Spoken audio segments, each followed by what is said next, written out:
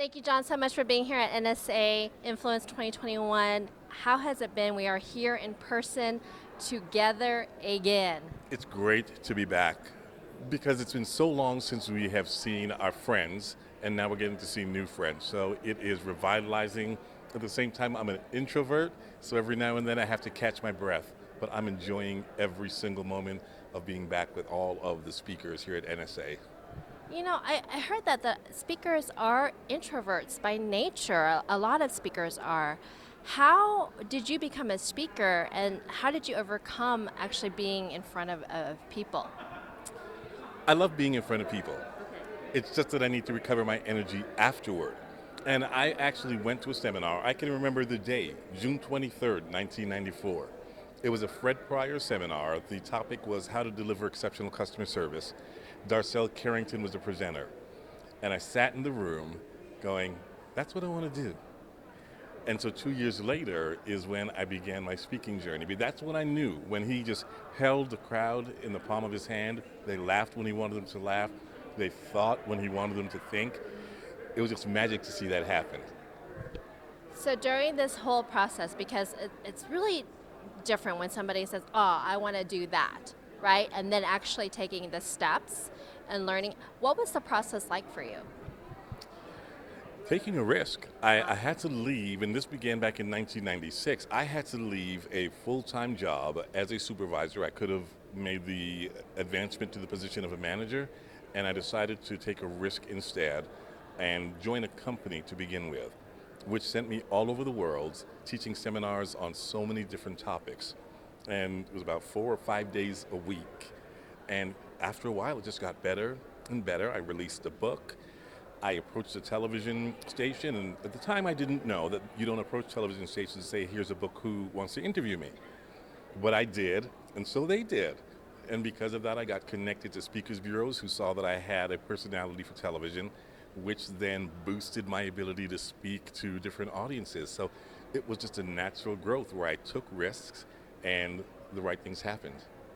Well, we talked about, you were talking about how the right things just happened. And what about if things weren't happening for you? What is your mindset around that? Because that's really, for speakers, there's a lot of rejection, right? And it's not necessarily that you're not good enough, it's just you may not be a good fit. However, listening and hearing that day in and day out, I'm in media, so I know what that's like.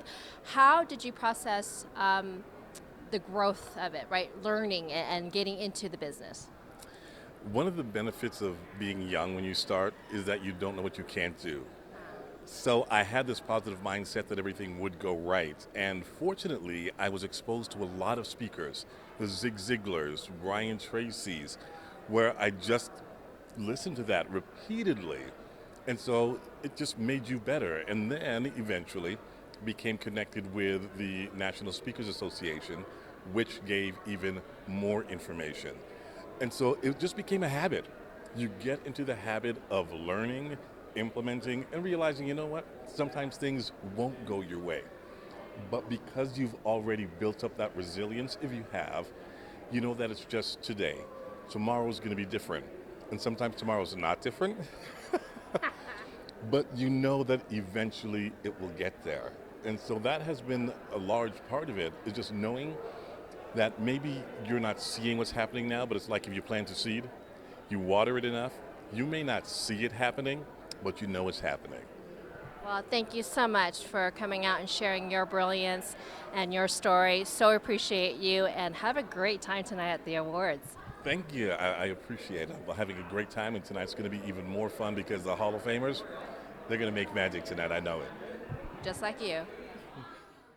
John was leaving because we thought his interview was done, but then I pulled him back because I just found out he was Mufasa in The Lion King.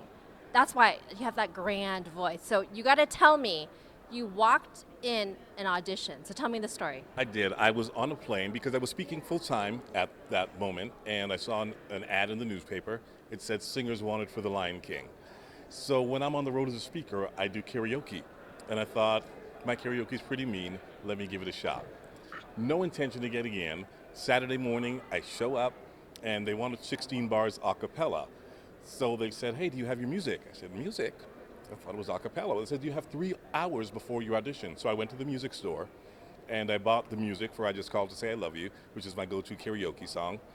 And I came back and I performed, and they sent me over to the casting director who asked me to perform again, and I got a script for Mufasa. And secretly I wanted to be Scar. But they gave me the script for Mufasa, I went with it, and a few months later I opened up and was the first Canadian-born actor to play Mufasa in The Lion King. That is unbelievable. And a fellow colleague of yours, Tom, was talking to us that you have the voice of God, and that the next movie that they do, they should bring you in and you should be the voice of God. Are you game for that? I am up for it. Remember who you are. I'm up. Oh, I love it. Thank you so much. Thank you.